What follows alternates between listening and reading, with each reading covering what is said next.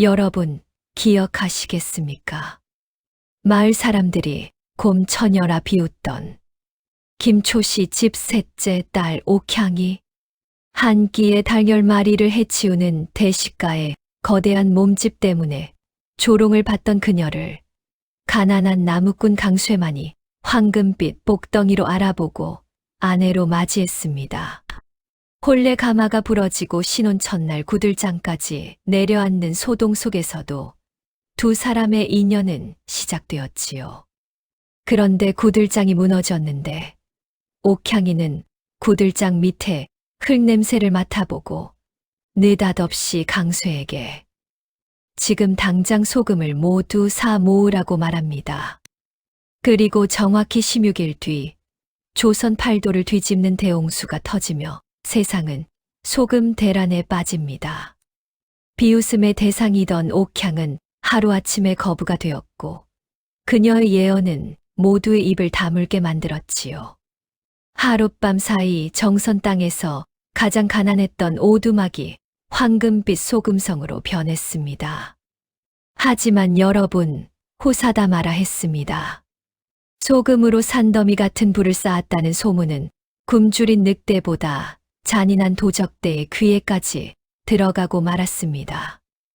어두운 밤, 칼날을 번뜩이며 강쇠네 집을 포위한 수십 명의 무법자들. 강쇠가 절체절명의 위기에 빠진 그 순간, 내 서방님 몸에 손끝 하나 대지 마라. 대지를 뒤흔드는 포효와 함께 옥향이 마당의 아름드리 느티나무를 뿌리째 뽑아들었습니다. 곰처녀라 비웃음 당하던 그녀가 조선을 뒤흔들 여장부로 모습을 드러내는 순간, 그리고 드디어 밝혀지는 옥향의 정체와 그녀가 이 세상에 남긴 마지막 축복은 무엇이었을까요? 겉모습에 가려진 진실한 보물을 찾아낸 나무꾼 강쇠와 복덩이, 옥향의 대장정. 그 찬란한 전설이 지금 시작됩니다. 이야기 시작하기 전에 구독과 좋아요로 전기수 도라르방을 응원해 주시면 고맙겠습니다. 그럼 같이 이야기 속으로 들어가 볼까요? 조금 늦은 저녁, 도적대가 담장을 넘어 마당에 있는 소금을 훔치려 하는데 옥향이가 장독대에 된장을 가지러 가다가 도적대를 발견하여 마당에 있는 느티 나무를 뽑아들고 마치 무사가 창을 휘두르듯 도적대를 한 번에 서너 명씩 일진광풍이 몰아치듯 순식간에 쓰러뜨리니 도적대가 혼비백산하여 도망가고 강쇠네 집 마당에는 적막이 찾아왔습니다. 하지만 옥향의 마음은 편치 않았습니다. 힘을 쓰느라 바지는 터지고 소중히 비벼놓은 비빔밥은 흙투성이가 되었으니 말입니다. 무엇보다 남편 강쇠가 자신을 괴물처럼 보지는 않았을까. 그것이 가장 큰 걱정이었습니다. 옥향이는 방 한 구석에서 터진 바지를 꿰매며 한숨을 내쉬었습니다. 그때 강쇠가 조심스레 방으로 들어왔습니다. 그의 손에는 갓 쪄낸 뜨끈한 군밤이 들려 있었습니다. 부인, 많이 놀라셨지요? 여기 군밤 좀 드셔보세요. 옥향이는 고개를 푹 숙인 채 바느질만 했습니다. 서방님, 저기, 제가 아까 너무 무식하게 힘을 썼지요? 바지까지 터지고 많이 흉하셨을 겁니다. 강쇠는 바느질하던 옥향이의 투박한 손을 부드럽게 감싸 쥐었습니다. 그리고는 옥향이의 눈을 깊이 들여다보며 말했죠. 부인, 내 눈에는 아까 그 모습이 세상에서 가장 아름다웠습니다. 나를 지키기 위해, 우리 집을 지키기 위해 그 거대한 나무를 뽑아 들던 부인의 모습은 영락없는 천상의 장군이었습니다. 옥향의 눈에 눈물이 핑 돌았습니다. 남들은 뚱보라 비웃고 곰탱이라 손가락질할 때 유일하게 자신을 장군이라 불러준 사람. 강쇠는 옥향의 이마에 맺힌 땀방울을 소매로 닦아주며 말을 이었습니다. 남들은 제 눈이 삐었다고 하지만 저는 압니다. 당신이 먹는 밥 한 톨 한 톨이 모두 당신의 그 깊고 넓은 마음으로 들어가 덕이 되고 있다는 것을요. 부인, 당신은 내 인생의 가장 큰 복덩어리입니다. 옥향이는 참았던 눈물을 툭 떨어뜨렸습니다. 옥향이가 강쇠의 넓은 가슴에 머리를 기대자 강쇠는 옥향의 넉넉한 어깨를 감싸 안았습니다. 비록 초라한 오두막이었지만 달빛이 스며든 그 방 안에는 세상 그 어떤 대궐보다 따뜻한 온기로 가득했습니다. 서방님, 고맙습니다. 저를 알아봐 주셔서 정말 고맙습니다. 그렇게 밤이 깊도록 두 영혼이 하나가 되어 산허리를 돌아 부엉이가 잠자는 것을 깨운 다음에 오두막 집으로 돌아왔습니다. 이 지독하고도 아름다운 수뇌보가 있었기에 옥향이는 강쇠라는 천군만마를 얻고 다음 행보도 거침이 없었습니다. 곧 닥쳐올 친정의 거대한 위기 앞에서도 흔들리지 않고 일어설 수 있었던 것입니다. 하룻밤 새 벼락부자가 된다는 것, 참으로 달콤한 일이죠. 하지만 세상엔 공짜가 없듯 재물이 쌓이면 똥파리도 꼬이기 마련입니다. 옥향이네 앞마당에 금괴가 쌓였다는 소문은 산 너머 험악하기로 소문난 도적대. 검은 이빨단의 귀에까지 들어가고 말았습니다.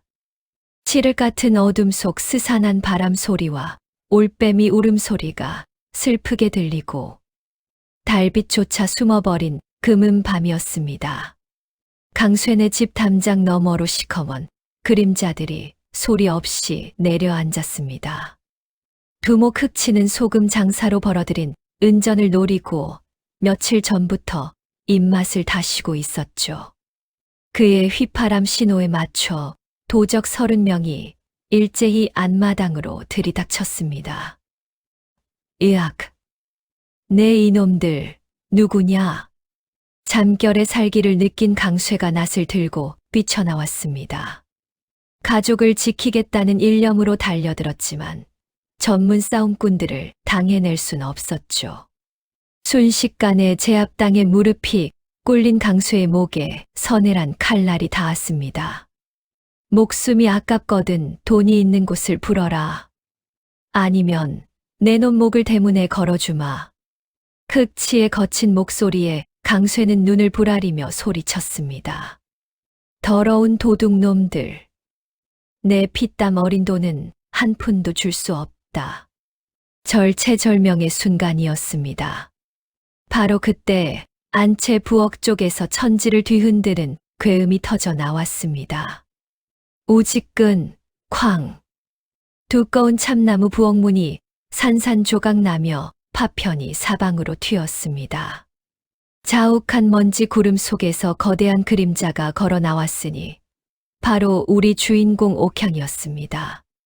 그런데 옥향이의 손에 들인 것이 묘합니다. 한 손에는 밥주걱, 다른 손에는 나물이 듬뿍 담긴 비빔밥 양푼을 들고 있었죠. 어떤 놈이냐? 감히 신성한 식사 시간에 밥상머리에서 행패를 부리는 놈이 야식으로 참기름을 듬뿍 넣어 막 한 숟갈 뜨려던 찰나에 방해를 받은 것이었습니다. 흑치가 어이없다는 듯 비웃었습니다. 이건 또 무슨 멧돼지냐? 비켜나지 않으면 너부터 베어주마. 그 말은 잠자는 사자의 코털을 건드린 격이었습니다. 옥향이는 양푼을 조심스레 내려놓더니 옆에 있던 커다란 무쇠 솥뚜껑을 부채처럼 가볍게 집어들었습니다. 받아라, 이 밥도둑 놈들아. 쉬윙. 옥향이의 손을 떠난 솥뚜껑이 팽이처럼 회전하며 날아가 흑치의 뒤통수를 정확히 가격했습니다. 흑치는 비명도 못 지르고 고꾸라졌고 솥뚜껑은 도미노처럼 뒤에 있던 졸개들까지 줄줄이 쓰러뜨렸습니다. 정적이 흐르는 가운데 옥향은 마당 구석의 아름들이 감나무로 성큼성큼 걸어갔습니다. 그녀는 굵은 나무통을 양팔로 껴안고 단전에서부터 기압을 끌어올렸습니다. 으라차차차차. 땅이 갈라지는 소리와 함께 100년 묵은 감나무가 뿌리째 뽑혀 올라왔습니다. 뿌드드. 바로 그 순간 경쾌한 파열음이 마당을 울렸습니다. 뿌웅. 옥향이의 괴력을 견디지 못한 방귀가 그만 시원하게 터져버린 것입니다. 하얀 무명천이 바람에 펄럭였으나 천하의 여장군 옥향이는 눈 하나 깜짝하지 않았습니다. 오히려 겁에 질린 도적들의 면상에 나무뿌리를 들이밀며 호통을 쳤습니다. 어딜 보느냐? 내 엉덩이를 본 값은 뼈다귀로 받겠다. 옥향은 터진 바지를 휘날리며 거대한 나무를 몽둥이처럼 붕붕 휘둘렀습니다. 싸움이 아니라 일방적인 응징이었습니다. 감나무가 스칠 때마다 도적들이 낙엽처럼 날아갔죠. 엉덩이가 터진 여인이 감나무를 휘두르는 기괴하고도 공포스러운 광경에 도적들은 무기를 버리고 오줌을 지리며 주랭랑을 쳤습니다. 상황이 정리되자 옥향이는 흙투성이 손을 털며 울상을 지었습니다. 터진 바지보다 엎어진 비빔밥이 더 가슴 아픈 듯했죠. 서방님, 아까운 내 비빔밥이 다 쏟아졌습니다.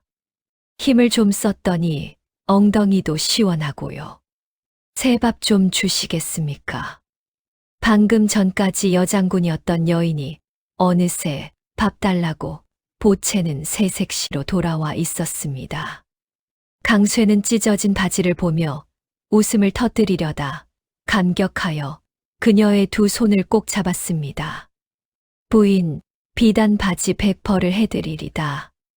당신은 정말 하늘이 내린 장군이요. 그날 밤 옥향이는 터진 바지를 꿰매지도 않은 채 고봉밥 5그릇을 비우고서야 만족스러운 미소를 지으며 잠이 들었습니다. 이 일로 옥향이는 황금 멧돼지 여장군이라 불리게 되었죠. 하지만 여러분, 호사다 마라 했던가요? 행복도 잠시. 옥향의 친정집인 김초시댁에 멸문지화의 먹구름이 몰려오고 있다는 청천벽력 같은 소식이 들려옵니다. 아버지 김초씨가 영모라는 억울한 누명을 쓰고 관아로 끌려갔다는 소식. 평소 금가락지 끼고 호의호식하던 첫째와 둘째 언니는 이미 대문을 걸어 잠그고 등을 돌렸다는데 과연 옥향은 위기에 빠진 아버지를 구하고 가문을 일으켜 세울 수 있을까요? 그리고 옥향의 몸에 일어날 기이하고도 아름다운 변화는 무엇일까요? 복덩이 옥향의 진정한 가치가 증명되는 대망의 마지막 이야기. 제4부 멸문지화와 선녀의 각성편에서 그 놀라운 결말이 공개됩니다. 구독과 좋아요는 이 도라르방에게 큰 힘이 됩니다. 잊지 말고 꼭 눌러주세요. 다음 사편에서 뵙겠습니다.